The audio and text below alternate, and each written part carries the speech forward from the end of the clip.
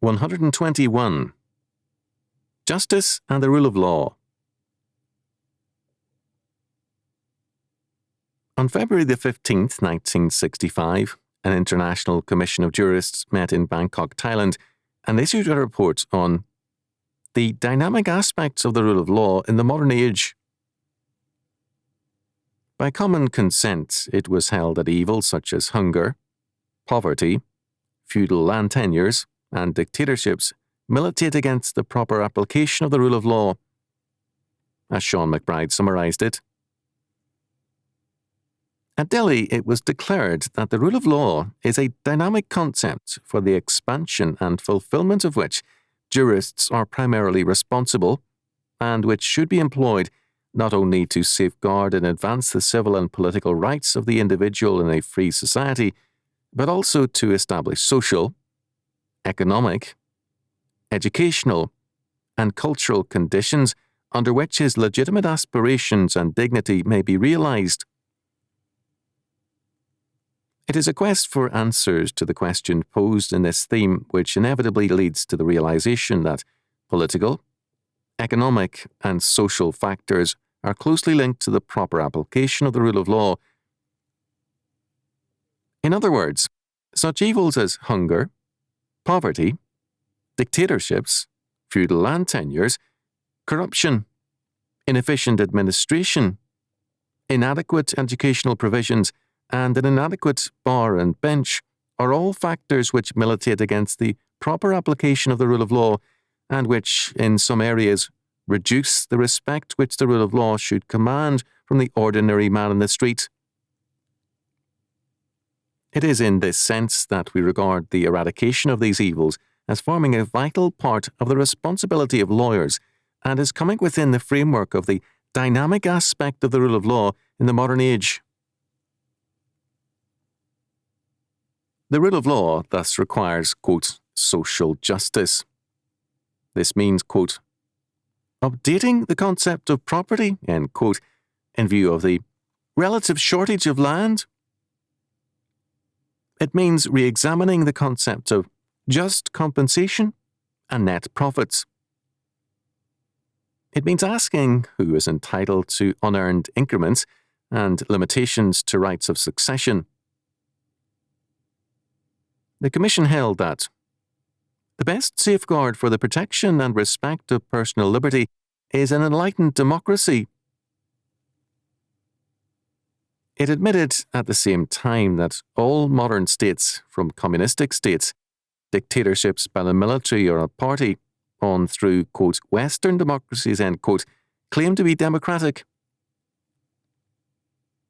All the same, the Commission held that democracy and free elections are fundamental to the rule of law, and concluded, there are no basic factors in the Southeast Asia and Pacific areas which prevent the maintenance and promotion of the rule of law. This statement is, of course, sufficiently broad to mean anything. The Commission, while clearly socialistic, held that communism, both in practice and theory, is hostile to the rule of law.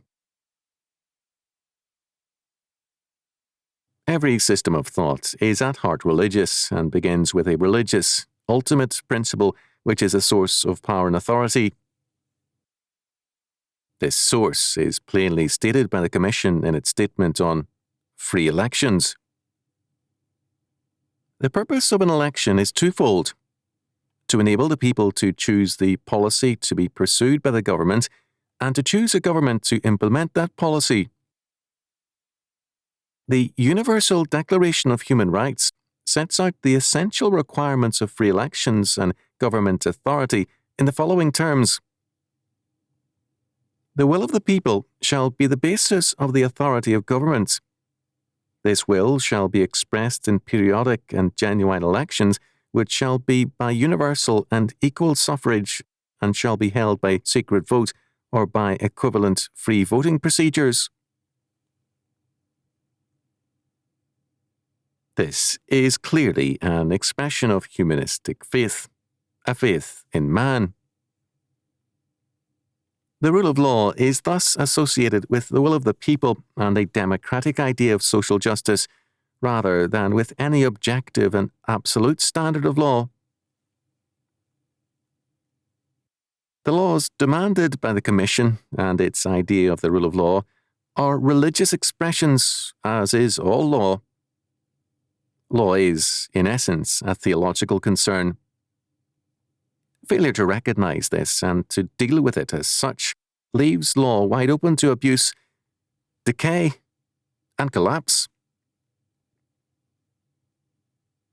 In the West, law became secularized when the Hellenic concept of natural law was confused with God's revealed law and God's creation law. That is, the laws whereby God rules in creation. For the Greeks, natural law is an abstract universal which is not a part of creation, the world of matter, but of the world of ideas, or reason, mind.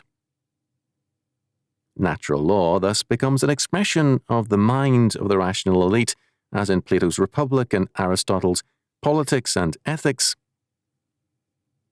History, therefore, best expresses nature, and the dialectical process of Hegel and Marx, as well as Dewey's great community, becomes the concrete expressions of natural law.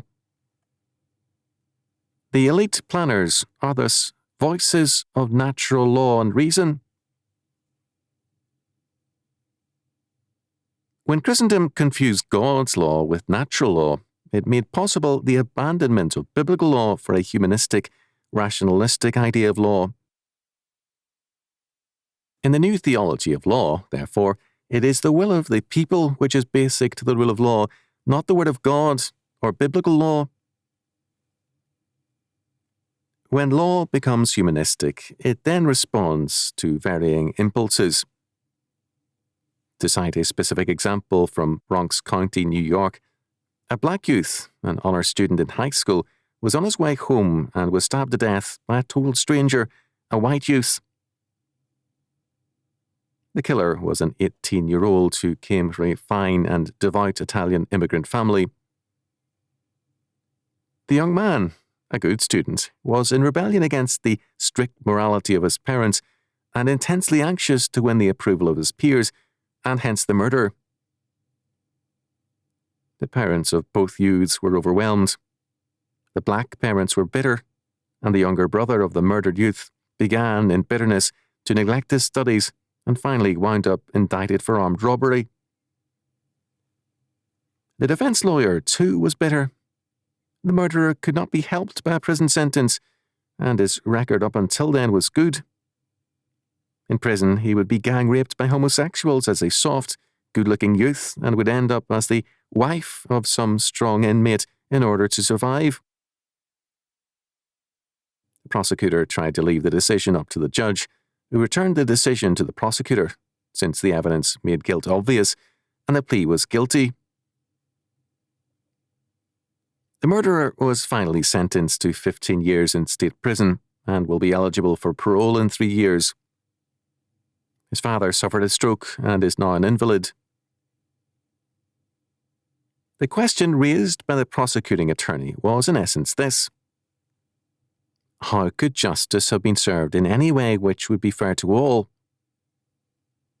His conclusion was, whether or not I did the right thing, I shall never know. The title of his account raises the right question. Justice for whom? From a humanistic perspective, the question is impossible to answer. Justice in such thinking is related to man, to humanistic society. Crime was not reduced in the Bronx, Phillips notes, nor was either family satisfied with the justice rendered. One youth was dead, his brother's life warped, another is in prison being debauched by degenerates.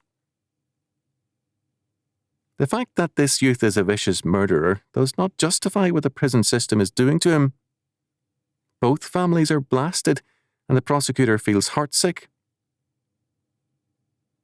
Where justice has reference to man, it can never satisfy. The question then is indeed, justice for whom? None are satisfied, and all are losers.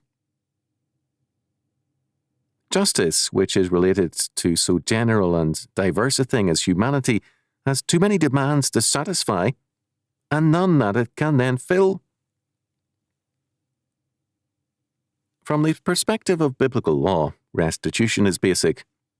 This means also no prison system, and in this case, death. Moreover, we then have no attempt by the law to satisfy conflicting human needs and demands, but rather the satisfaction of God's law. What prevails then is a principle of order independent of the parties involved. But this is precisely what the International Commission of Jurists in their 1965 Bangkok meeting were setting aside. For them, a dynamic rule of law meant a principle of order and justice radically dependent upon all the peoples involved. Not only do they redefine the rule of law, but of justice also. Justice, for them, has reference not to the supremacy of law over the human context, but rather to the supremacy of the human context in and through law. It is not man who must meet a standard, but a standard which must provide for man the satisfaction of his wants and needs. We are told in Scripture, "That which is altogether just shalt thou follow, that thou mayest live, and inherit the land which the Lord thy God giveth thee." Deuteronomy chapter 16, verse 20. To do justice and judgment is more acceptable to the Lord than sacrifice. Proverbs chapter 21, verse 3. Deuteronomy chapter 16, verse 20 begins literally, "Justice, only justice shalt thou follow." Life and prosperity on earth are dependent upon justice. Justice does not follow man's needs, but man follows justice. Justice is God-centered, not man-centered. Modern law is not in touch with reality because it seeks to be man-centered and defines the rule of law in terms of man and the will of man. Such a view of law is treason to God's covenant and the suicide of man. Again, it is made clear by Scripture that the practice of justice and righteousness is more important to the Lord than formal worship. This does not mean that the practice of worship is decried, but rather that worship without justice and righteousness is not acceptable to the Lord. Practically, this means that for Christians to be unconcerned about law is to manifest an unconcern about worship in any valid sense. Their worship becomes then an empty rite. It is not only the Christian school for children which is basic to Christian reconstruction, but the law school as well. Justice. Only justice must we follow, and it is not of man, but from the Lord and in his law, not man's.